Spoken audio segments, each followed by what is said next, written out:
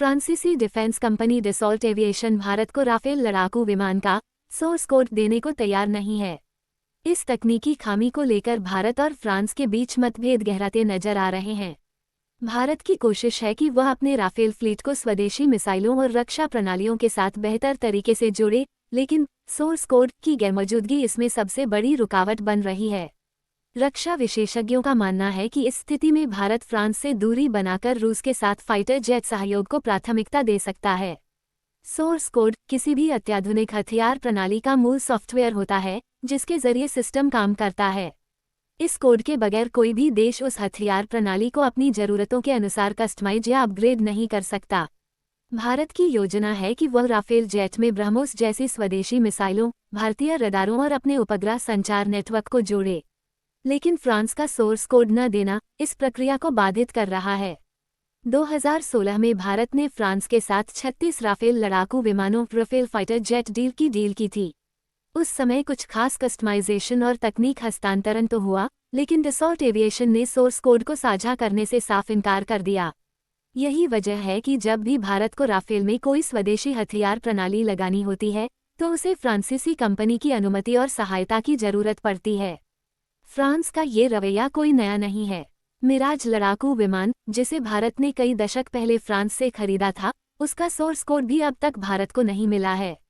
इससे भारत की आत्मनिर्भरता और रक्षा नीति पर भी असर पड़ता है। अब जब भारत मेक इन इंडिया कार्यक्रम के तहत स्वदेशी रक्षा उपकरणों का निर्माण बढ़ाना चाहता है तो तकनीकी आज़ादी उसकी प्राथमिकता बन चुकी है। इसी कड़ी में रूस भारत के लिए एक संभावित और भरोसेमंद साझेदार बनकर उभरा है। रूस ने भारत को न सिर्फ Su-57 5th generation fighter jet देने की पेशकश की है, बल्कि इसकी तकनीक साझा करने और भारत में ही इसका निर्माण शुरू करने की भी सहमति जताई है।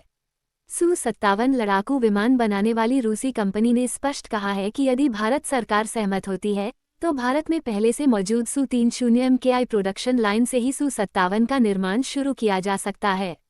ओपन मैगजीन की रिपोर्ट के मुताबिक भारत अब फ्रांस के साथ हाल में हुई 26 राफेल मरीन फाइटर जेट की डील पर भी दोबारा विचार कर रहा है।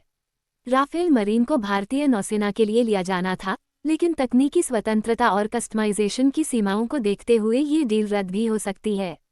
इस बीच भारत और रूस के बीच रक्षा सहयोग बढ़ाने को लेकर नई चर्चाएं हो रही हैं।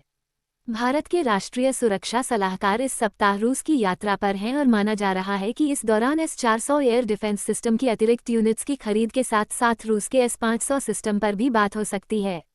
रूस पहले भी भारत के साथ ब्रह्मोस मिसाइल और कई रक्षा तकनीकों में साझेदारी कर चुका है और वह बार बार यह संकेत देता रहा है कि वह भारत को पूरी तकनीकी साझेदारी देने को तैयार है। रूस की मदद से भारत में कावेरी इंजन का परीक्षण भी एक उदाहरण है। कावेरी स्वदेशी टर्बोफैन इंजन है जिसका परीक्षण रूस के Il-76 विमान में किया जा रहा है।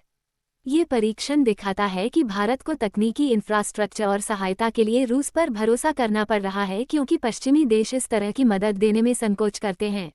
ऐसे में ये स्पष्ट संकेत मिल रहे हैं कि भारत अब ऐसे रक्षा साझेदारों को वरीयता देगा जो टेक्नोलॉजी ट्रांसफर में सहयोगी हों और भारत को रणनीतिक स्वतंत्रता प्रदान करें। यदि फ्रांस अपने रुख में बदलाव नहीं करता है तो राफेल मरीन सौदे का रद्द होना और भारत का Su-57 की ओर बढ़ना वर्तमान समय की मांग है।